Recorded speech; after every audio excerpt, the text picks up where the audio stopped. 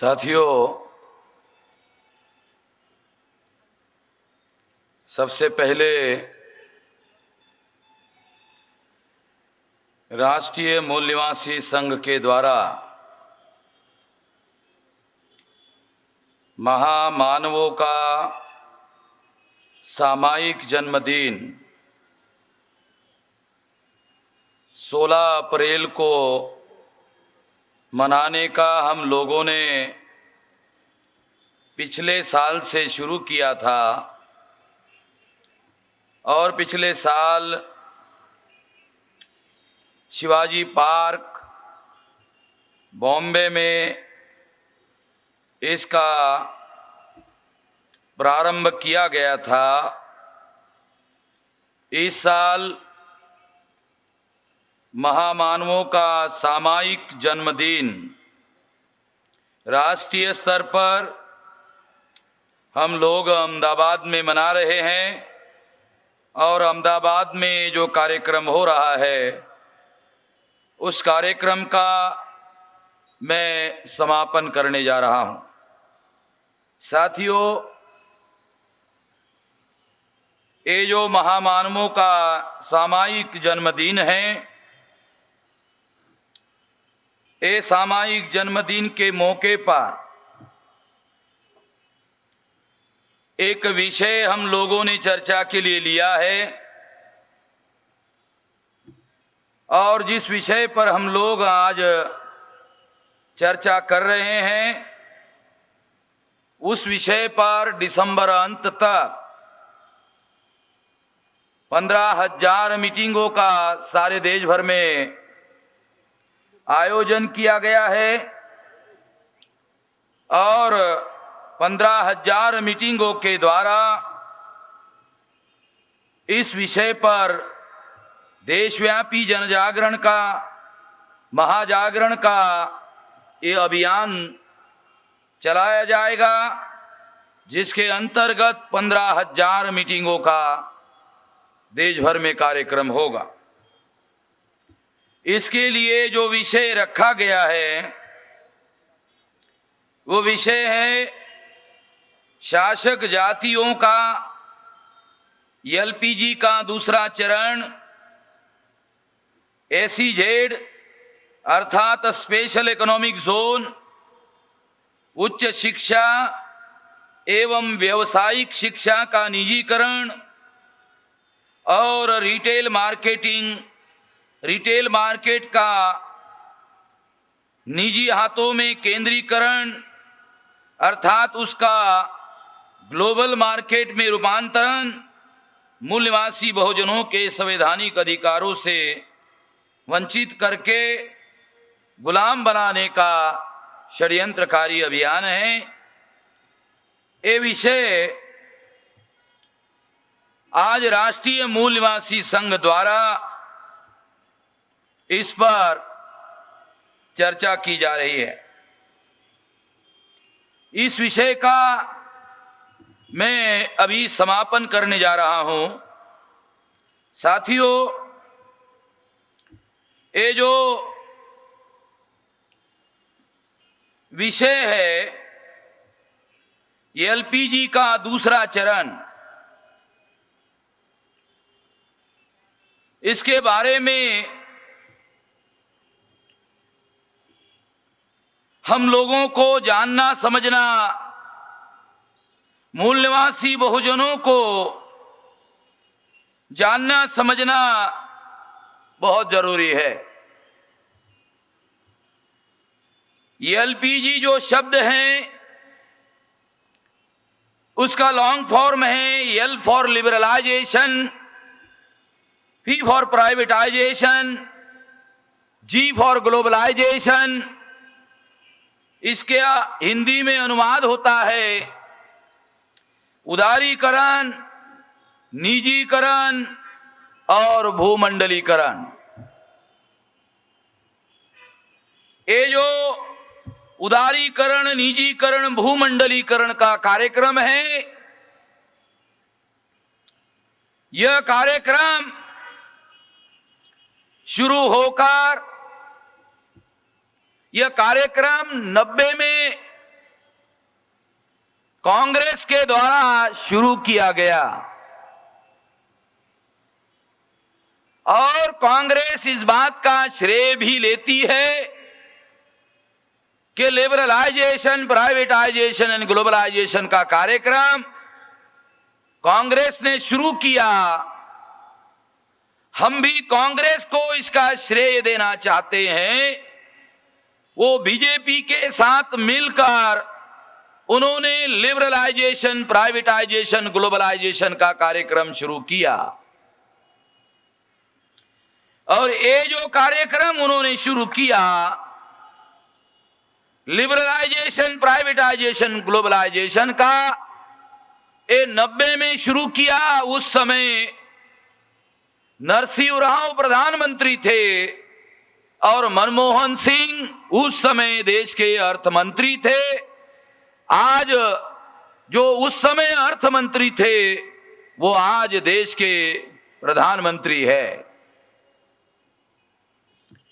उन्होंने इस कार्यक्रम को शुरू किया और कार्यक्रम को शुरू होकर अभी 17 साल हो रहे हैं। 17 साल से लिबरलाइजेशन, प्राइवेटाइजेशन एंड ग्लोबलाइजेशन का कार्यक्रम सेंट्रल गवर्नमेंट के द्वारा सारे देश भर में चलाया जा रहा है।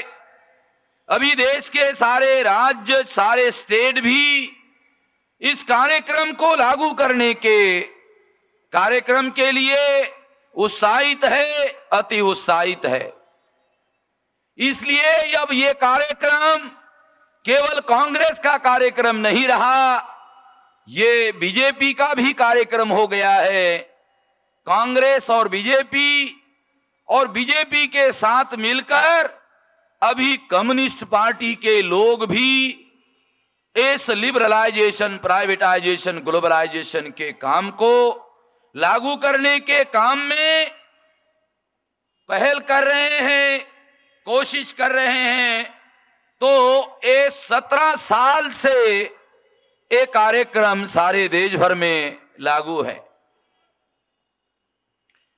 लिबरलाइजेशन, प्राइवेटाइजेशन, ग्लोबलाइजेशन के दूसरे चरण पर हम लोग चर्चा कर रहे हैं, परंतु साथियों, ये जो लिबरलाइजेशन, प्राइवेटाइजेशन एंड ग्लोबलाइजेशन का पहला चरण लागू होकर 17 साल हो गए। इस 17 साल के लागू होने से इसका क्या परिणाम निकला, इसके बारे में साथियों हम लोगों को, सारे मूल निवासी बहुजन समाज के लोगों को जगाना बहुत जरूरी है, क्योंकि जगाए बगैर जोड़ना संभव नहीं है। पहले जगाना होगा, फिर जोड़ना होगा और जोड़कर फिर शक्ति का निर्माण करना होगा। तो सबसे पहले हम लोगों को जगाना होगा। तो पहले चरण का जो लिबरलाइजेशन, प्राइवेटाइजेशन, ग्लोबलाइजेशन का कार्यक्रम है, इसका क्या परिणाम निकला, भारत सरकार इसके परिणाम के बारे में 17 साल हो गया है, भारत की प्रजा को इसके बारे में किसी किस्म की कोई जानकारी नहीं दे रहे हैं। वो जानकारी क्यों नहीं दे रहे हैं? क्योंकि वो लोगों से इस भयानक परिणाम से लोगों को वो जानकारी देना नहीं चाहते हैं। लोगों से उस जानकारी को हाइड करना चाहते हैं, छुपाना चाहते हैं। वो छुपाना क्यों चाहते हैं? क्योंकि छुपाने के पीछे उनका षड्यंत्र है। अगर छुपाने के पीछे षड्यंत्र है तो हमारा मकसद भी लोगों को जगाना है, ताकि उस षड्यंत्र के बारे में लोगों को जागृत किया जा सके। साथियों, पहले चरण का जो लिबरलाइजेशन, प्राइवेटाइजेशन, ग्लोबलाइजेशन का कार्यक्रम हुआ, उसका क्या परिणाम निकला? तो सबसे पहला परिणाम क्या हुआ? सबसे पहला परिणाम तो यह हुआ कि सरकार ने सबसे पहले एलपीजी का कार्यक्रम गवर्नमेंट सेक्टर में और पब्लिक अंडरटेकिंग सेक्टर में लागू किया। अगर सरकार ने इसका कार्यक्रम गवर्नमेंट सेक्टर में और पब्लिक अंडरटेकिंग सेक्टर में लागू किया तो गवर्नमेंट सेक्टर और पब्लिक अंडरटेकिंग सेक्टर में अनुसूचित जाति, अनुसूचित जनजाति, अदर बैकवर्ड क्लास और इनसे धर्म परिवर्तित मूल निवासी सिख, बुद्धिस्ट, ईसाई, मुसलमान, जैन, ये जो इससे धर्म परिवर्तित लोग हैं, इन लोगों के लिए भारत के संविधान के द्वारा आरक्षण लागू किया गया था। ये जो आरक्षण है ये गवर्नमेंट सेक्टर में था, ये पब्लिक अंडरटेकिंग सेक्टर में था और ये 2 करोड़ नौकरियां थी। अगर गवर्नमेंट सेक्टर में, पब्लिक अंडरटेकिंग सेक्टर में प्राइवेटाइजेशन नहीं होता तो हमारे लोगों को, मूल निवासी बहुजनों को, अनुसूचित जाति, जनजाति, अदर बैकवर्ड क्लास और धर्म परिवर्तित मूल निवासी जो लोग हैं, इन लोगों को 1 करोड़ नौकरियां मिलती तो 5 करोड़ लोगों का उदर निर्वाह सारे देश भर में इसके द्वारा चलाना संभव होता। परंतु कांग्रेस ने लिबरलाइजेशन, प्राइवेटाइजेशन, ग्लोबलाइजेशन का कार्यक्रम शुरू किया और बीजेपी और कम्युनिस्टों के साथ मिलकर शुरू किया। बीजेपी और कम्युनिस्टों के साथ मिलकर शुरू करने से एक कार्यक्रम सारे देश भर में जोरदार तरीके से लागू किया जा रहा है। इसका परिणाम यह हुआ कि गवर्नमेंट सेक्टर का प्राइवेटाइजेशन हो गया, पब्लिक अंडरटेकिंग सेक्टर का प्राइवेटाइजेशन हो गया। प्राइवेटाइजेशन होने से रिजर्वेशन, आरक्षण और गुजराती में जिसको अनामत कहते हैं, ये अनामत खत्म हो गई। अभी संविधान में अनामत, आरक्षण, रिजर्वेशन है, मगर प्रैक्टिकल में, व्यवहार में रिजर्वेशन समाप्त हो गया है। सेंट्रल गवर्नमेंट ने पिछले 12-13 साल हो गए रिक्रूटमेंट पर बैन लगाया हुआ है। जब रिक्रूटमेंट ही नहीं होगा, जब रिक्रूटमेंट ही नहीं होगा,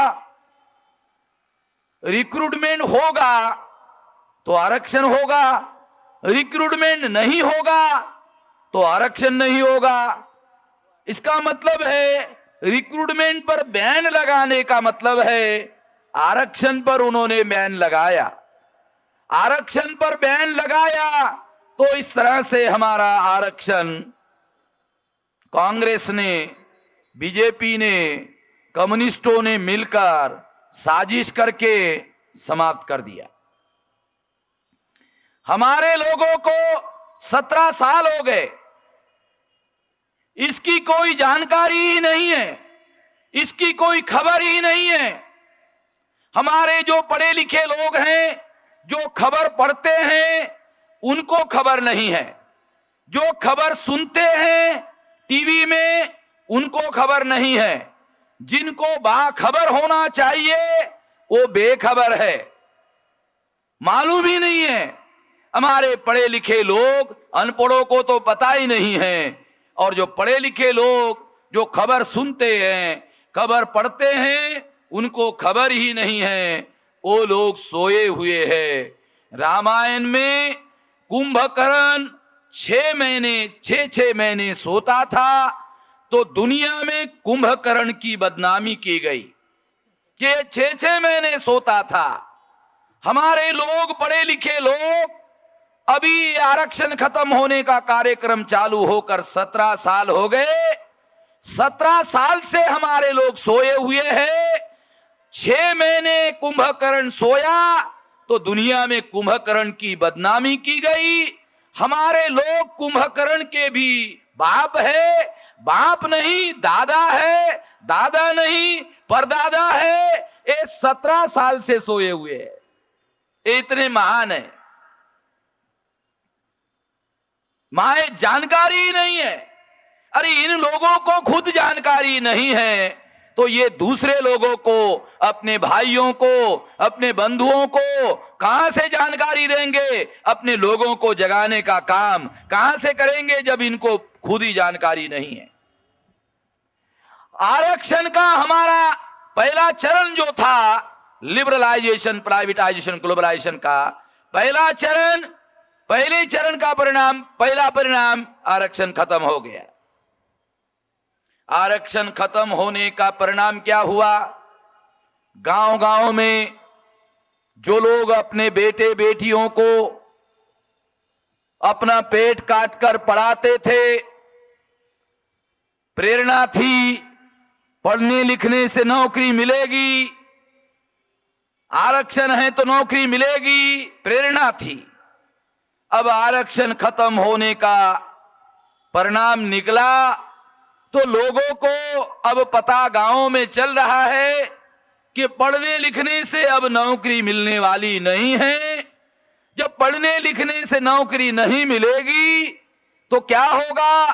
पढ़ने लिखने से नौकरी नहीं मिलेगी तो एजुकेशन की, शिक्षा की प्रेरणा खत्म हो रही है। जब शिक्षा की प्रेरणा खत्म होगी तो शिक्षा भी हमारी खत्म हो जाएगी। जब शिक्षा खत्म हो जाएगी तो साथियों हमारे बुद्धि का विकास बंद हो जाएगा। बुद्धि का विकास नहीं होगा तो विवेक बुद्धि का विकास नहीं होगा। विवेक बुद्धि का विकास नहीं होगा तो गलत को गलत और सही को सही कहने की क्षमता खत्म हो जाएगी। और अगर ऐसा होगा तो साथियों जानवर में विवेक बुद्धि नहीं होती है, हमारी विवेक बुद्धि विकसित होने नहीं दी जाएगी। इसका मतलब है हम लोगों को जानवर के स्तर पर गिराया जाएगा। जानवर के स्तर पर गिराने से साथियों सिद्ध होता है कि उन्होंने हमारे लोगों को लिबरलाइजेशन, प्राइवेटाइजेशन, ग्लोबलाइजेशन के द्वारा जानवर बनाने का निर्णय किया है। साथियों उनका ये जो कार्यक्रम है ये जानवर बनाने का कार्यक्रम है। हमारे लोगों को इसकी जानकारी ही नहीं है, हमारे लोगों को इसकी कोई खबर ही नहीं है, पता ही नहीं है। जो पढ़े लिखे लोग हैं उनको पता नहीं है, अनपढ़ों को कहां से पता चलेगा? इसलिए साथियों ये शिक्षा की प्रेरणा खत्म होने से शिक्षा खत्म हो जाएगी, ये दूसरा परिणाम। तीसरा परिणाम क्या हुआ? अभी हमारे देश में एलपीजी का कार्यक्रम शुरू होने के पहले बीपीएल लाइन पर जीने वाले लोगों की संख्या, बिलो पॉवर्टी लाइन पर जीने वाले लोगों की संख्या 60 करोड़ लोग हुआ करते थे। अभी ये 60 करोड़ जो है ये खत्म नहीं हुए, ये 60 करोड़ बरकरार है। 60 करोड़ के अंदर और नया वर्ग तैयार हो गया है। यानी बिलो पॉवर्टी लाइन तो है ही है, एक नया वर्ग तैयार हो गया है। और वो नया वर्ग कौन है? तो लगभग 25 करोड़ लोग, 60 करोड़ में 25 करोड़ लोग भूखमरी के कगार पर पहुंचा दिए गए हैं। ये भूखमरी के कगार पर पहुंचा दिए गए लोगों को भारत सरकार क्या कहती है? भारत सरकार कहती है कि इनका कुपोषण हो रहा है। हमारे जो अनपढ़ लोग हैं उन लोगों को कुपोषण शब्द का अर्थ समझ में नहीं आता, और हमारे जो पढ़े लिखे लोग हैं जब वो कुपोषण शब्द को पढ़ते हैं तो वो ये सोचते हैं कुपोषण, अरे भाई कोई बीमारी होगी। हमारे लोग ऐसा सोचते हैं कोई बीमारी होगी, ये बीमारी नहीं। कुपोषण शब्द का जो देसी अर्थ है वो देसी अर्थ है भूखमरी। यानी इसका मतलब है हमारे देश के गोदामों में गेहूं और चावल से हमारे फूड कॉरपोरेशन ऑफ इंडिया के गोदाम भरे हुए हैं। 4000 करोड़ रुपए के चूहे 4000 रुपए करोड़ का चावल और गेहूं खाते हैं और गोदाम भरे हुए हैं। हमारे भूखमरी पर मरने वाले जो लोग हैं उन लोगों तक वो अनाज पहुंचता नहीं है। और जब देश के संसद में पूछा जाता है क्या ये अनाज पहुंचाओगे, तो ये अनाज पहुंचाने के लिए भारत सरकार के पास, भारत सरकार कहती है पैसा नहीं है, गरीबों तक अनाज पहुंचाने के लिए भारत सरकार के पास पैसा नहीं है। अहमदाबाद में इसरो नाम का वैज्ञानिक संस्थान है भारत सरकार का, उनको 400 करोड़ रुपया सैंक्शन किया भारत सरकार ने और कहा कि चांद पर जाने के लिए योजना बनाओ। यानी चांद पर जाने के लिए योजना बनाने के लिए 400 करोड़ रुपया उन्होंने सैंक्शन किया, मगर गरीबों के घरों तक अनाज पहुंचाने के लिए उनके पास पैसा नहीं है। वो चांद पर जाना चाहते हैं, ये पैसा है। साथियों, भूखमरी से हमारे लोगों को मारने का इन लोगों ने षड्यंत्र किया। हमारे लोग मर रहे हैं, मगर इनकी खबर, एक लाइन की खबर भी अखबारों में छपकर नहीं आती है। हमारे लोगों को जब पढ़ने के लिए खबर ही नहीं आएगी तो हमारे लोगों को जानकारी कहां से हो। अखबारों में और टीवी में डेली खबर आती रहती है कि अभिषेक की और ऐश्वर्या की शादी हो रही है, फलाने तारीख को हो रही है, अभी वो फलाने मंदिर में दर्शन करने के लिए गई है, अभी वो अभिषेक गया हुआ है, तो अभी उसका बाप गया हुआ है, तो उसके बाप ने 51 लाख रुपए की वहां थैली दे दी है। साथियों, उसकी खबरें डेली आती है, हमारे लोग मर रहे हैं, उसकी एक लाइन की भी खबर नहीं आती है। और जिन अखबारों में खबर छपकर नहीं आती है, हमारे लोग वही अखबार अपने घरों में लेकर पढ़ते रहते हैं और उसमें किसी किस्म की कोई खबर हमारे लोगों को पढ़ने को मिलती नहीं। साथियों, हमारे लोगों का सामूहिक नरसंहार किया जा रहा है, सामूहिक रूप से उसको मारा जा रहा है, उसका हत्याकांड किया जा रहा है, जिनोसाइड किया जा रहा है, और दुनिया वालों को जानकारी ना हो इसके लिए अखबारों में और टीवी में किसी किस्म की कोई खबर नहीं दी जाती। ये पहले चरण का जो परिणाम हुआ, ये सामूहिक नरसंहार में, भूखमरी में हुआ। अभी आजकल अखबारों में कहीं कहीं खबरें पढ़ने को मिलती है कि परिवार के मुखिया ने जहर खरीदा, परिवार के मुखिया ने जहर खरीद कर अपने सारे परिवार को खिलाया, बाद में खुद खाया, वो भी मर गया। छानबीन हो रही है। क्या छानबीन हो रही है? छानबीन हो रही है कि ये कैसे मर गया। मैं हमेशा कहता हूं, अरे छानबीन करने की क्या जरूरत है? उसके चूल्हे के पास जाओ, उसके टीन टप्पर देखो, उसमें गेहूं है, उसमें चावल है, उसमें आटा है, अगर नहीं है तो भूखमरी से मर गया। इसके लिए कोई ज्यादा छानबीन करने की जरूरत नहीं है।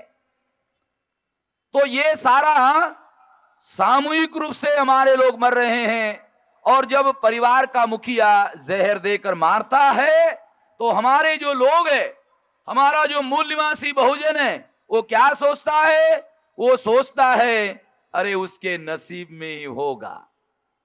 हमारे लोग क्या सोचते? अरे उसके नसीब में ही होगा, अरे ये तो ब्रह्मा का लिखा हुआ है, ये इसके नसीब में लिखा हुआ है, ये उसके ब्रह्मा का लिखा हुआ है। ये ब्रह्मा का लिखा हुआ नहीं है, ये ब्राह्मण का लिखा हुआ है। ये ब्राह्मण का लिखा हुआ कैसे है? ये ब्राह्मण का लिखा हुआ कैसे, आपको बताता हूं। देश का प्रधानमंत्री पहली बार जब जवाहरलाल नेहरू बना तो उसने देश का प्लानिंग बनाया, 5 साल का प्लानिंग बनाया। खर्चा कितना? 3750 करोड़ रुपया। 3750 करोड़ रुपया 5 साल का। सोनिया गांधी ने बजट बनाया, 1 साल का खर्चा कितना? खर्चा 5,00,000 करोड़। यानी सोनिया गांधी का बजट 5,00,000 करोड़ का। अगर सोनिया गांधी चाहे तो हमारे लोगों की भूखमरी, हमारे लोगों की गरीबी 5 साल में खत्म हो सकती है, अगर सोनिया चाहे। अगर अटल बिहारी चाहे, अगर इस देश का ब्राह्मण जो प्लानिंग बनाता है चाहे, तो 5 साल में हमारे लोगों की गरीबी खत्म हो सकती है। इसका मतलब है वो हमारे लोगों की गरीबी और भूखमरी खत्म करने के लिए बजट देना नहीं चाहते हैं। अगर वो बजट देना नहीं चाहते हैं तो इसका मतलब है ये नसीब का लिखा हुआ नहीं है, ये ब्रह्मा का लिखा हुआ नहीं है, ये ब्राह्मण का लिखा हुआ है। और इस वजह से हमारा साथियों सत्यानाश हो रहा है। इस सत्यानाश के बारे में हम लोगों को गंभीरता से सोचना चाहिए। अगर हम इसके बारे में गंभीरता से नहीं सोचते हैं तो आने वाले समय में ये भूखमरी के कगार पर हमारे लोगों के साथ साथ हमारा नंबर भी आज नहीं तो कल, कल नहीं तो परसों, परसों नहीं तो तरसों हमारा नंबर भी वो लोग लगाने वाले हैं। और इस तरह से सामूहिक रूप से नरसंहार करने का एक भयानक कार्यक्रम उसके द्वारा चलाया जा सकता। पहले चरण का लिबरलाइजेशन, प्राइवेटाइजेशन, ग्लोबलाइजेशन, पहले चरण का जो कार्यक्रम है, ये पहले चरण का कार्यक्रम, उस कार्यक्रम का ये भयानक परिणाम निकला। ये जो भयानक परिणाम पहले चरण के लोगों का निकला साथियों, अब ये भयानक परिणाम आने के बाद इस नीति को बंद कर देना चाहिए था, परंतु भारत सरकार ने इसको बंद करने के बजाय, कांग्रेस ने इसको बंद करने के बजाय, बीजेपी ने इसको बंद करने के बजाय, कम्युनिस्टों ने इसको बंद करने के बजाय इसको उन्होंने दूसरे चरण का कार्यक्रम में तब्दील कर दिया। अब दूसरे चरण का जो कार्यक्रम है, इस दूसरे चरण के कार्यक्रम में क्या कार्यक्रम चलने वाला है? दूसरे चरण के कार्यक्रम में कार्यक्रम चलने वाला है, सबसे पहले दूसरे चरण में SEZ चलेगा। SEZ का लॉन्ग फॉर्म है स्पेशल इकोनॉमिक जोन। और उसके बाद दूसरा कार्यक्रम है हायर एंड प्रोफेशनल एजुकेशन का पूर्णता निजीकरण, उच्च और व्यवसायिक शिक्षा का पूर्णता निजीकरण। और तीसरा कार्यक्रम है रिटेल मार्केट का ग्लोबल मार्केट में रूपांतरण, अर्थात रिटेल मार्केट को निजी हाथों में केंद्रीकरण करना।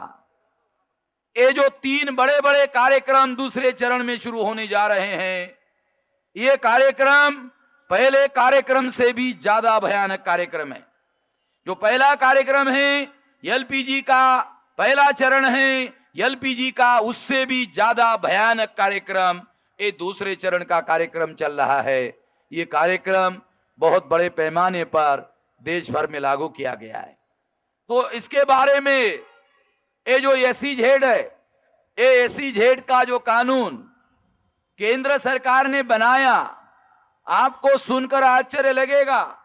ये कार्यक्रम SEZ का कानून कैसे बनाया? पार्लियामेंट में, पार्लियामेंट कानून कैसा पास करती है?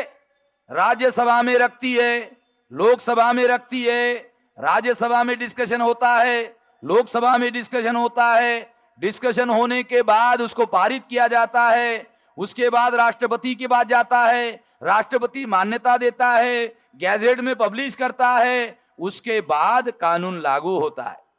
साथियों, इसको राज्यसभा में रखा गया और रखकर बगैर किसी चर्चा को, कोई चर्चा नहीं हुई, लोगों ने हाथ खड़े कर दिए और हाथ खड़े करके पास कर दिया।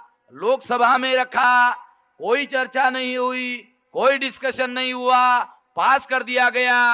अगर बगैर चर्चा से संसद में पास किया, इसका मतलब है चर्चा होती तो लोगों को मालूम होता तो लोगों को षड्यंत्र का पता चलता। इसका मतलब है ये भयानक षड्यंत्र है, ये भयानक षड्यंत्र लोगों को मालूम ना हो, पार्लियामेंट में डिस्कस किए बगैर कानून पास किया गया। डिस्कस किए बगैर अगर कानून पास किया, वो कानून संवैधानिक नहीं है। पार्लियामेंट में जो कानून डिस्कस किए बगैर पास किया जाता है, वो कानून संवैधानिक नहीं है, गैर संवैधानिक है। इसको राष्ट्रपति को मान्यता नहीं देना चाहिए। मगर राष्ट्रपति ने भी मान्यता दी, न्यायपालिका को नहीं मानना चाहिए, न्यायपालिका भी इसको मानती है, न्यायपालिका भी षड्यंत्र में शामिल है, राष्ट्रपति कलाम भी षड्यंत्र में शामिल है।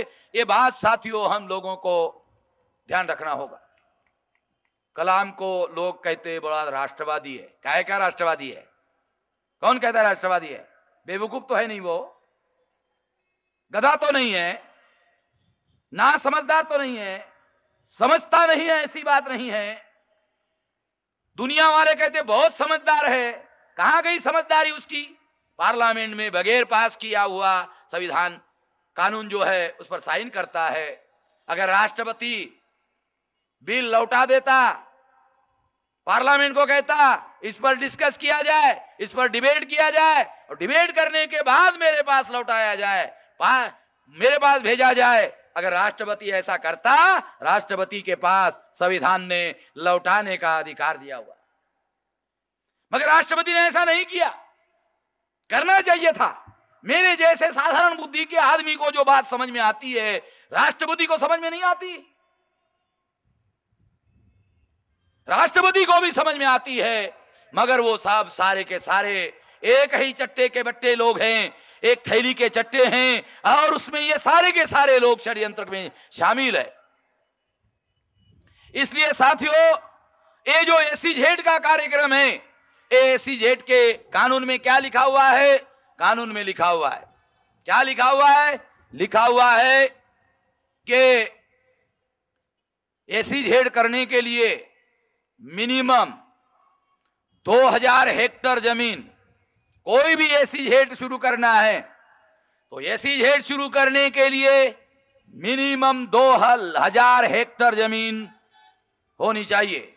2000 हेक्टर का मतलब होता है लगभग 4500 एकड़ जमीन, यानी मिनिमम। अगर आप एसीजेड शुरू करते हो तो मिनिमम 4.5 से लेकर 5000 एकड़ की जमीन चाहिए। मैक्सिमम कितना? 35,000 हेक्टर। 35,000 हेक्टर का क्या मतलब है? 35,000 हेक्टर का मतलब है लगभग 80,000 एकड़ जमीन। 80,000 से लेकर 1,00,000 एकड़ जमीन, यानी एक एसीजेड में मिनिमम 5,000 और मैक्सिमम 1,00,000 एकड़ जमीन चाहिए। और एसीजेड में लिखा हुआ है, अभी केंद्र सरकार ने उस पर पुनर्विचार करके अभी उन्होंने लिखा, क्या लिखा? 1,000 मिनिमम और मैक्सिमम 10,000 एकड़ होना चाहिए। ये केवल लोगों को भूल देने के लिए है, केवल लोगों के अंदर जो असंतोष, बंगाल में असंतोष पैदा हुआ, उस असंतोष की हवा निकालने के लिए केवल ऐलान है। वास्तव में ऐसा कोई ऑर्डर नहीं निकाला गया है, इसलिए ये धोखेबाजी है। ये धोखेबाजी, ये लोग राष्ट्र के साथ धोखेबाजी कर सकते हैं तो कुछ भी कर सकते हैं, इसलिए इनके धोखेबाजी पर, इनकी बातों पर यकीन नहीं किया जा सकता, विश्वास नहीं किया जा सकता है। ये बात साथियों हम लोगों को ध्यान रखना होगा। साथियों, ये विचार करने वाली बात है। दूसरा, उस कानून में और क्या लिखा हुआ है? उसमें लिखा हुआ है ये जो जमीन एसीजेड के लिए ली जाएगी उसमें केवल 10% जमीन ही उद्योगों के लिए इस्तेमाल होगी, बाकी 90% जमीन रियल एस्टेट के लिए दी जाएगी। रियल एस्टेट का मतलब है जैसे बड़े बड़े शहरों में जो बिल्डर होते हैं वो जमीन लेकर उस पर बड़ी बड़ी मल्टी स्टोरी बिल्डिंग बनाते हैं, उसी तरह से जमीन को जब डेवलप किया जाता है तो उसको कहते हैं रियल एस्टेट। तो इसका मतलब है 10% जमीन उद्योगों को डेवलप करने के लिए उपयोगी होगी और 90% जमीन एसीजेड की काहे के लिए होगी? और रियल एस्टेट के लिए होगी। इसका मतलब है ये जो जमीन है ये जमीन 90%, अगर 10% ही उद्योगों के लिए ली जा रही है तो 10% ही जमीन लेनी चाहिए थी। लाख भर लेने की क्या जरूरत थी? लाख एकड़ लेने की क्या जरूरत थी? 90,000 एकड़ जमीन रियल एस्टेट के लिए दे रहे हैं। इसका मतलब है भारत सरकार कानून बनाकर और राज्यों के द्वारा जमीन खरीदवाकर और किसानों की जमीन कौड़ी के दाम लेकर वो जमीन उद्योगपतियों को बेच रही है, उद्योगपतियों को दे रही है, औने पौने दाम में दे रही है। और उद्योगपति क्या करेंगे? उसको रियल एस्टेट के तौर पर डेवलप करेंगे। रियल एस्टेट के तौर पर डेवलप करने से क्या होगा? 1 एकड़ जमीन की कीमत मिनिमम 10 करोड़, यानी 1 लाख रुपए में 1 एकड़ जमीन खरीदेंगे। और जब उसको डेवलप करेंगे उसकी कीमत कितनी होगी? मिनिमम 10 करोड़ और मैक्सिमम 100 करोड़। अगर 1000 एकड़ जमीन वो खरीदते हैं वो 10 करोड़ की होगी। जब वो रियल एस्टेट में डेवलप करेंगे, बेचेंगे तो कितनी होगी? वो 10,000 करोड़ की होगी। यानी 10 करोड़ के लेंगे, 10,000 करोड़ की वो मिनिमम अगर कीमत लगाएंगे तो 10,000 करोड़ की होगी। अगर उसकी मैक्सिमम कीमत है, मैक्सिमम कीमत होगी 1,00,000 करोड़ रुपया। इसका मतलब है रियल एस्टेट के लिए जमीन देकर सरकार कानून बनाकर जो उद्योगपति 1,000 करोड़ का है उसको वो लोग 1,00,000 करोड़ का करोड़पति बनाना चाहते, 1,00,000 करोड़ का करोड़पति बनाना चाहते हैं सिंपली कानून बनाकर। इसका मतलब है कि ये जो भारत के मूल निवासी है उनकी जमीनों को लेकर ये जो जमीन बेची जा रही है, इससे सिद्ध होता है कि ये भारत के औद्योगिक डेवलपमेंट का कार्यक्रम नहीं है, बल्कि ये लैंड स्कैम, जमीन के घोटाले का कार्यक्रम है। अगर गुजराती भाषा में कहा जाए तो ये जमीन के कौभांड का कार्यक्रम है। अगर गुजराती भाषा में कहा जाए तो गुजराती भाषा में इसको कौभांड कहते हैं। ये जमीन का कौभांड है। गुजराती लोगों को समझ में आए इसलिए मैं ये बात आप लोगों को बता रहा हूं। इसका मतलब है कि ये जमीन का कौभांड है और भारत सरकार कहती है उद्योगपति इस जमीन को डेवलप करेगा, अपना पैसा लगाकर डेवलप करेगा। अरे वो अपना पैसा लगाकर कहां डेवलप कर रहा है? वो तो 1,00,000 करोड़ का पैसा कमा रहा है, उसमें 1-2% पैसा उसमें लगा रहा है और 1,00,000 करोड़ रुपया कमा रहा है। अगर 1,000 एकड़ में 1,00,000 कमाता है, 10,00,000 एकड़ में 10,00,000 करोड़ कमाएगा। आप अंदाजा लगा सकते हो कितने बड़े पैमाने पर एक कौभांड चल रहा है। एक तो ये लैंड स्कैम है, जमीन घोटाला, जमीन का कौभांड है।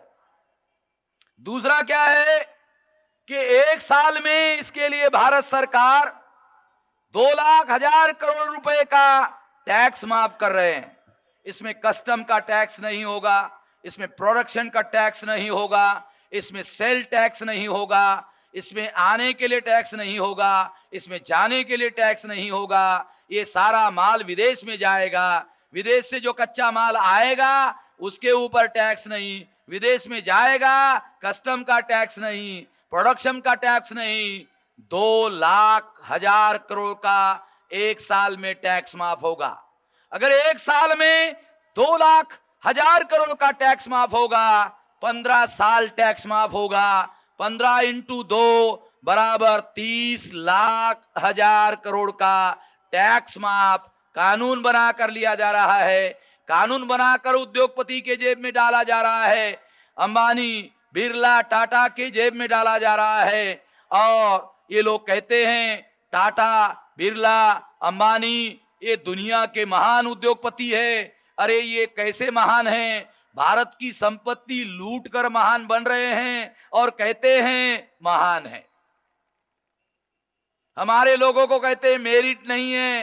क्या ये लोग इस तरीके से करोड़पति बन रहे हैं, अब्जपति बन रहे हैं, खरबपति बन रहे हैं, क्या ये मेरिट से बन रहे हैं या लूट कर बन रहे हैं? वो कहते हैं हमारे पास मेरिट है। काहे का मेरिट है? ये सारा लूटने का मेरिट। सारा लूटने का भी मेरिट होता है। लूटने को भी कोई मेरिट कहता है? लूटने वाले को डकैत कहते हैं, उसको मेरिट वाला नहीं कहते। लूटने वालों को दुनिया डकैत कहती है। और ये सामूहिक रूप से डकैती डालने का कार्यक्रम किया जा रहा है। और 30 लाख हजार करोड़ रुपए का टैक्स अगर भारत सरकार माफ नहीं करती है, भारत सरकार के तिजोरी में 30 लाख हजार करोड़ रुपया आएगा। अगर वो आता तो आपके हेल्थ केयर के लिए, आपके स्वास्थ्य के लिए पैसा मिलता, आपके गरीबी निर्मूलन के लिए पैसा मिलता, आपके एजुकेशन के लिए पैसा मिलता। ये आपके लिए नहीं मिलेगा। क्यों? क्योंकि ये उद्योगपतियों के जेब में जा रहा है और भारत सरकार उनके जेबों में इस पैसे को डाल रहे हैं। अगर ये किया ऐसे डाल रहे हैं तो इसको कहा जा सकता है कि ये टैक्स स्कैम है। एक तो हो गया लैंड स्कैम, एक तो हो गया जमीन घोटाला, जमीन कौभांड। और ये जो टैक्स वाला मामला है, ये टैक्स वाला मामला रिजर्व बैंक खुद कहती है, फाइनेंस मिनिस्टर खुद कहता है, देश की अर्थव्यवस्था पर इसका बुरा असर पड़ेगा ये भी कहता है। और इसके बावजूद भी ये चल रहा है। तो ये टैक्स स्कैम है, एक टैक्स का घोटाला है, टैक्स का कौभांड है। हर्षद मेहता ने 1000 करोड़ का घोटाला किया, वो मर गया। वो ब्लड प्रेशर से मर गया, हार्ट अटैक से मर गया। ये लोग, इनका हार्ट भी ठीक है, इनका ब्लड प्रेशर भी ठीक है। ब्लड प्रेशर साला हमारे लोगों का बढ़ रहा है। जो लूटने वाले लोग हैं उनके हार्ट को कुछ नहीं हो रहा, उनके ब्लड प्रेशर को कुछ नहीं हो रहा है। हमारे लोगों का, गरीबों का ब्लड प्रेशर बढ़ रहा है। पहले तो उसके अंदर खून नहीं है, फिर भी प्रेशर बढ़ रहा है।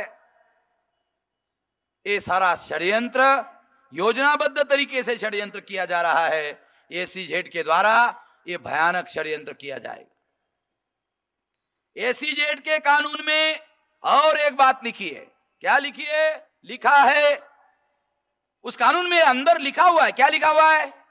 ये जो भूभाग है, ये जो एसीजेड के लिए जमीन ली जाएगी, ये जमीन, ये जो एसीजेड के लिए ली जाएगी, जैसे कोई आदमी अपना घर बनाता है तो उसके लिए कंपाउंड वाल बनाता है।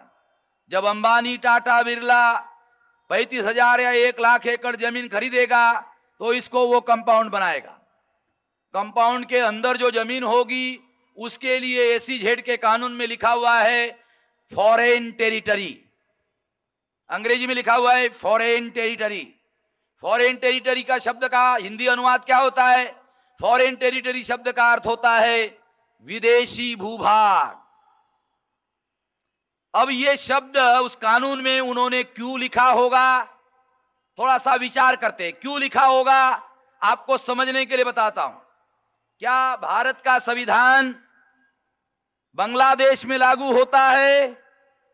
क्या भारत का संविधान नेपाल में लागू होता है? क्या भारत का संविधान पाकिस्तान में लागू होता है? नहीं होता है। क्यों नहीं लागू होता है? क्योंकि ये सारा एरिया विदेशी भूभाग है। इसका मतलब है विदेशी भूभाग पर भारत का संविधान लागू नहीं होता। अगर भारत के अंदर एसीजेड बनाया जा रहा हो और उस एसीजेड को फॉरेन टेरिटरी का कानून में लिखा जा रहा है फॉरेन टेरिटरी, इसका मतलब यह होगा कि भारत का संविधान वहां लागू नहीं होगा। वहां भारत का संविधान लागू नहीं होगा। भारत का संविधान लागू नहीं होगा तो भारत का जो कानून है वो लागू नहीं होगा। अगर वहां कोई मकवाना, परमार, अगर वहां उसने सोचा कि अंबानी के इस विदेशी भूभाग में मुझे जरा साइकिल से घूमकर आना है, तो आपको साइकिल से घूमकर आने के लिए वहां इजाजत नहीं होगी, आपको परमिशन लेना होगा। और वो लोग आपको पूछेंगे कैसा घूमोगे, बोलेंगे साइकिल से घूमेंगे। तो बोलेंगे यहां तो 4 व्हीलर गाड़ी ही चल सकती है, साइकिल नहीं चल सकती, और 4 व्हीलर गाड़ी भी 80 पर आवर किलोमीटर से चलेगी, उसके अलावा कोई गाड़ी चलने के लिए अलाउ नहीं है। तो आपको वहां एंट्री करने के लिए पास भी नहीं मिलेगा, वहां एंट्री करने के लिए पास लेना होगा। जब मैं पहली बार इंग्लैंड गया तो इंग्लैंड जाने के लिए मुझे वीजा लेना पड़ा। वीजा लेने के बाद मैंने पूछा, अरे वीजा जो है इसका क्या अर्थ होता है? तो उन्होंने कहा वीजा का अर्थ होता है कि अगर आप इंग्लैंड में जाना चाहते हो तो उस देश में प्रवेश करने के लिए एंट्री पास, वीजा का मतलब होता है एंट्री पास। अंबानी के एसीजेड में प्रवेश करना है तो वहां भी पहचान पत्र लेना होगा। पहचान पत्र का क्या मतलब होगा? एंट्री पास। इसका मतलब है भारत के अंदर ही एसीजेड जब बनेगा वो विदेशी भूभाग होगा, और वहां आपको भारत का ही कोई आदमी अगर वहां प्रवेश करना चाहे, प्रवेश करने के लिए भी आप लोगों को अलाउ नहीं होगा, आपको वहां वीजा लेना होगा, एंट्री पास लेना होगा। जितना भयानक काम चल रहा है, वहां भारत का संविधान लागू नहीं होगा। संविधान के साथ द्रोह, ये जमीन बेची जा रही है, उस जमीन को विदेशी भूभाग कहा जा रहा है, इसका मतलब है एक राष्ट्र के साथ धोखेबाजी हो रही है।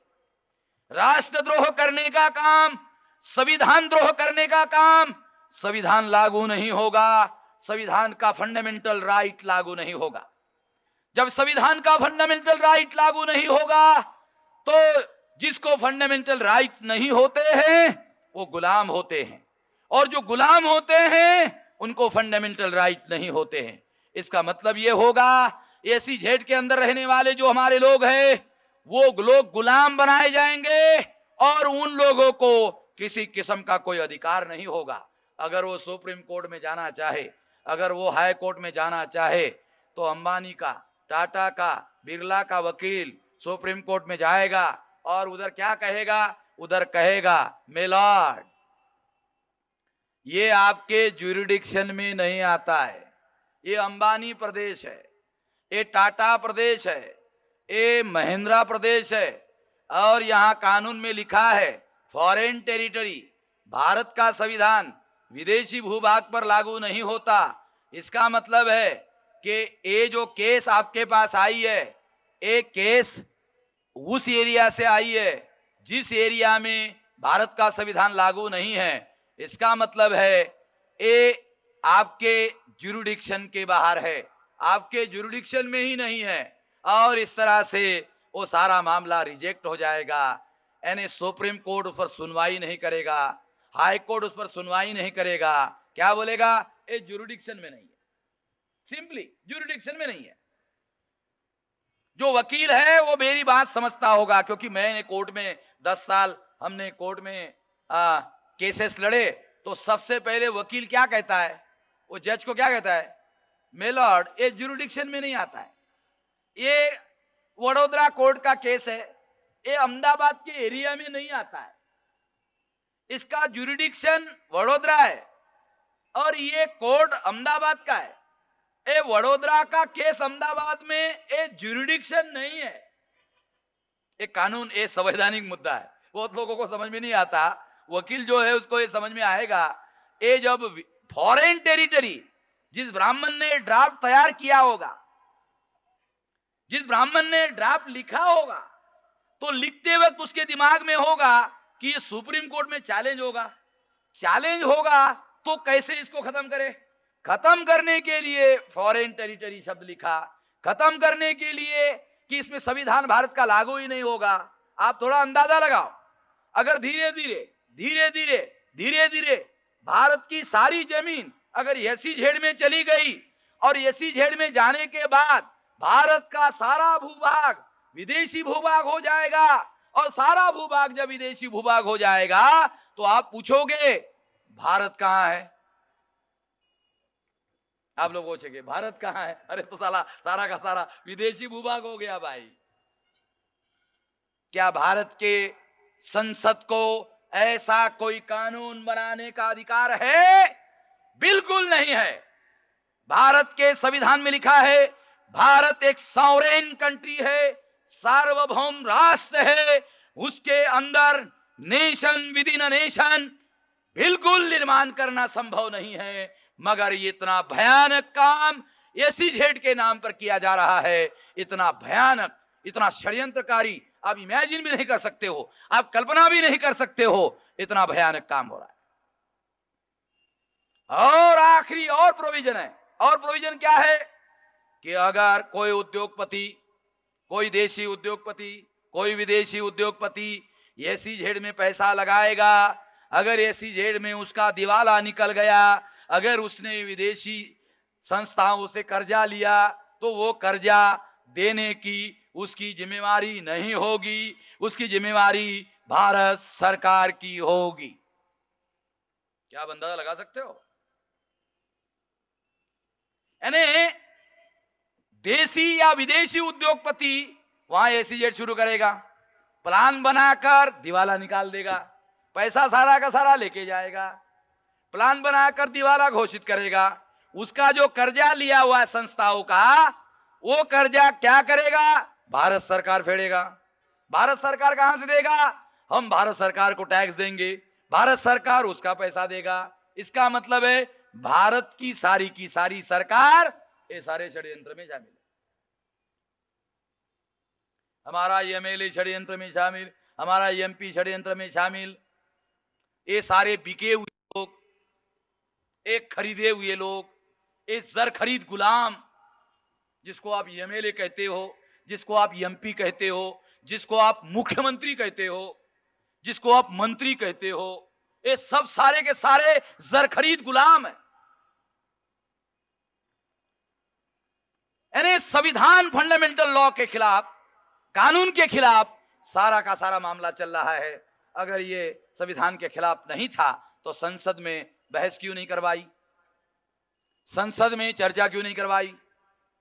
अगर ये देश के हित का कार्यक्रम था, अगर देश के कल्याण का कार्यक्रम था, देश को महान बनाने का कार्यक्रम था, जैसा वो कहते हैं ये देश को महान बनाने का कार्यक्रम है, अगर ये महान बनाने का कार्यक्रम था, चर्चा क्यों नहीं किया?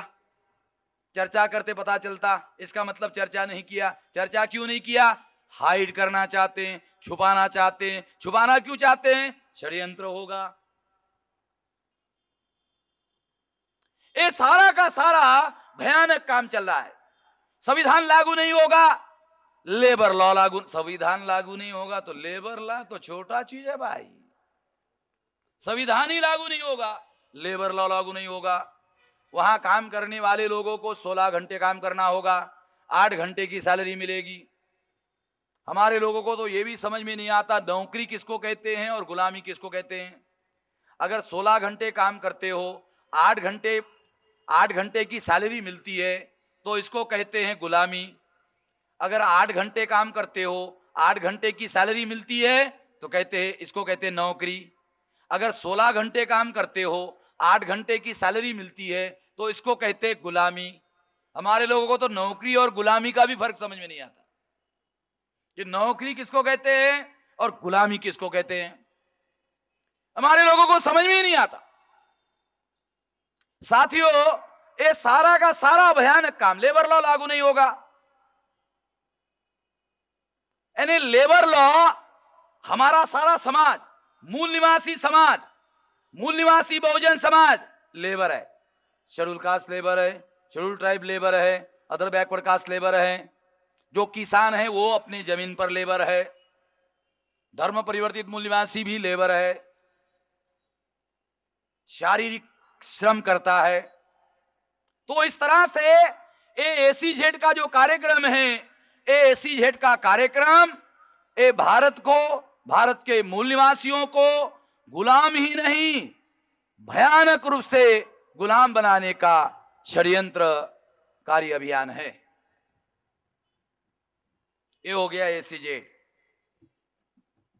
दूसरा कार्यक्रम है उच्च शिक्षा एवं व्यावसायिक शिक्षा का पूर्णता निजीकरण। ये निजीकरण करने के लिए क्या किया गया, एक शेड्यूल कास्ट के आदमी को यूनिवर्सिटी ग्रैंड कमीशन का चेयरमैन बनाया, सुखदेव थोरात। ये उधर महाराष्ट्र का है, नागपुर के पास अमरावती है, उस जिले का है। जवाहरलाल नेहरू यूनिवर्सिटी का लेक्चरर था, उसको चेयरमैन बनाया। अभी यूनिवर्सिटी ग्रैंड कमीशन का काम क्या है, देश में 250 यूनिवर्सिटीज है, उसको ग्रांट देना। जब सरकार ग्रांट देती है तो एससी एसटी ओबीसी के स्टूडेंट को एडमिशन मिलता है। जब ग्रांट नहीं देगी तो अभी कानून अर्जुन सिंह ने बनाया है, पार्लियामेंट के विचाराधीन है, सांसदीय समिति के विचाराधीन है। क्या कानून है, अभी यूनिवर्सिटी ग्रैंड कमीशन में चेंज किया जाएगा और सारे देश के यूनिवर्सिटीज को ऑटोनॉमस स्टेटस दिया जाएगा, स्वायत्त बनाया जाएगा। स्वायत्त का मतलब है उनको आजाद कर दिया जाएगा और उनको कहा जाएगा अभी आइंदा हमारे पास ग्रांट लेने के लिए मत आना। आपको हायर एजुकेशन देना है दे दो, आपको प्रोफेशनल एजुकेशन देना है दे दो, हमारा कोई ऑब्जेक्शन नहीं है। जिसको देना चाहते हो उसको पैसा लो एडमिशन का और उसको एजुकेशन दो, हमारा कोई ऑब्जेक्शन नहीं। इसका मतलब है गरीब को हायर एजुकेशन नहीं मिलेगा, गरीब को प्रोफेशनल एजुकेशन व्यवसायिक शिक्षा नहीं मिलेगी, मेडिकल में एडमिशन नहीं मिलेगा, इंजीनियरिंग में एडमिशन नहीं मिलेगा, एमबीए में एडमिशन नहीं मिलेगा, लॉ में एडमिशन नहीं मिलेगा, जितनी भी व्यवसायिक शिक्षा है किसी में भी एडमिशन नहीं मिलेगा। एडमिशन जिनको लेना है उनको कम से कम 1 लाख रुपया और मैक्सिमम 10-15 लाख रुपया 1 साल का फीस देना होगा और फीस देने के बाद ही एडमिशन मिलेगा। हमारे लोगों के पास में एडमिशन लेने के लिए पैसा नहीं है, इसका मतलब है हमारा higher education and professional education खत्म हो जाएगा।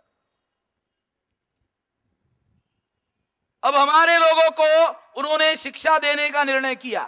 कौन सी शिक्षा? सर्व शिक्षा। क्या कहते हो? सर्व शिक्षा अभियान। सबको शिक्षित किया जाएगा। कितना शिक्षित किया जाएगा? तो उसमें लिखा हुआ है 8वीं तक। 8वीं तक आप लोगों को पढ़ाया जाएगा। और वो भी कैसे पढ़ाया जाएगा? अगर आपका बच्चा पहली क्लास में गया तो उसका एग्जामिनेशन नहीं होगा, उसको दूसरी में भेजा जाएगा। दूसरी में एग्जामिनेशन नहीं होगा, तीसरी में भेजा जाएगा। तीसरी में एग्जामिनेशन नहीं लिया जाएगा, चौथी में। ऐसा करते करते बगैर एग्जामिनेशन का 8वीं तक भेजा जाएगा। जब 8वीं तक बगैर एग्जामिनेशन के भेजा जाएगा तो कोई अगर उसको पूछे अरे भाई तू 8वीं पढ़ रहा है, हाँ, तो तेरे बाप का नाम लिख, तो वो लड़का क्या बोलेगा? अरे मेरे को मेरा नाम लिखना नहीं आता भाई, तुम मेरे को मेरे बाप का नाम लिखने को बोल रहे हो। मेरे को मेरा नाम लिखना नहीं आता, मेरे बाप का लिखने को बोल रहे हो। तो साथियों, ये जो पहली से निकलकर दूसरी, दूसरी से निकलकर तीसरी, तीसरी से निकलकर चौथी तक, ये 8वीं तक ऐसी जो पढ़ाई है बगैर एग्जामिनेशन के। एग्जामिनेशन क्यों होती है जानते हो? बहुत लोगों को जानकारी नहीं है। एग्जामिनेशन से मेरिट डेवलप होता है। एग्जामिनेशन होती है इसलिए बच्चा स्टडी करता है, स्टडी करता है, इससे उसके अंदर मेरिट डेवलप होता है, उसके अंदर मेरिट डेवलप होता है और मेरिट डेवलप होने की वजह से वो हमारे लोग उनके साथ कॉम्पीट करते हैं, कंपटीशन करते हैं। इसलिए साथियों, हमारे लोगों को 8वीं तक पढ़ाया जाएगा। और कैसे पढ़ाया जाएगा? पहली से निकाल दिया दूसरी, दूसरी से निकाल दिया तीसरी। यानी हमारे महाराष्ट्र में इस शिक्षा को क्या बोलते हैं? इस शिक्षा को बोलते हैं बगैर एग्जामिनेशन के आगे बढ़ा देना, पहली से दूसरी, दूसरी से तीसरी, उसको बोलते हैं ढक्कल पास, यानी ढकेलने का। पहली से ढकेलने का दूसरी में, दूसरी से ढकेलने का तीसरी में, तीसरी से ढकेलने का चौथी में, चौथी से ढकेलने का 5वीं, 6वीं, 7वीं, 8वीं, ढकेलने का। वो जा नहीं रहा, ढकेलने का, ऐसे ढकेलने का, जा रे जा दूसरी में जा।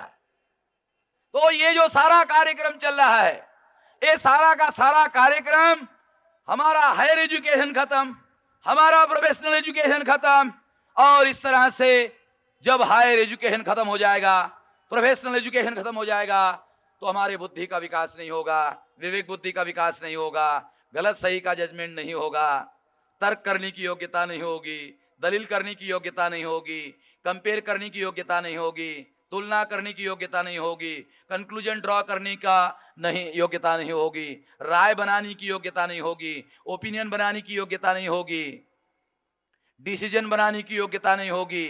जब डिसीजन बनता है तो आदमी के अंदर नेतृत्व करने की योग्यता का विकास होता है।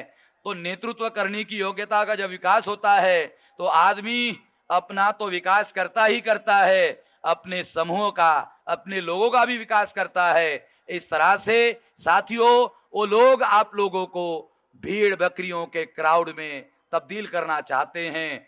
भेड़ बकरियों के क्राउड में अगर वो तब्दील कर देते हैं तो आपको जानवर बना देते हैं, और इस तरह से भेड़ बकरियों को हाँकने के लिए ज्यादा लोगों की जरूरत नहीं होती है।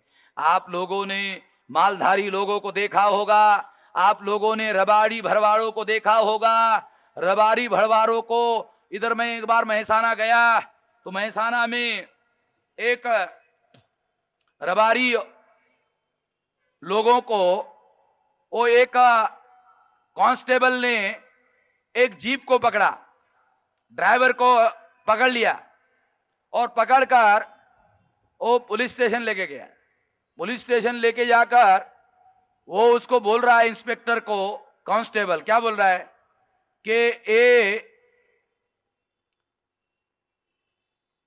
ये जो आदमी है ड्राइवर, इसने अपराध किया है। तो अपराध करने के लिए वो क्या बोलता है, अपराध करने के लिए बोलता है कि इसने 15 लोगों को भर्ती किया, 9 लोगों का लाइसेंस है। तो वो इंस्पेक्टर उसको रबारी को पूछता है, वो ड्राइवर को पूछता है, क्या पूछता है, अरे क्यों किया ऐसे 15? तो वो ड्राइवर क्या बोलता है, वो ड्राइवर बोलता है, साहब 9 पैसेंजर है और 6 रबारी है,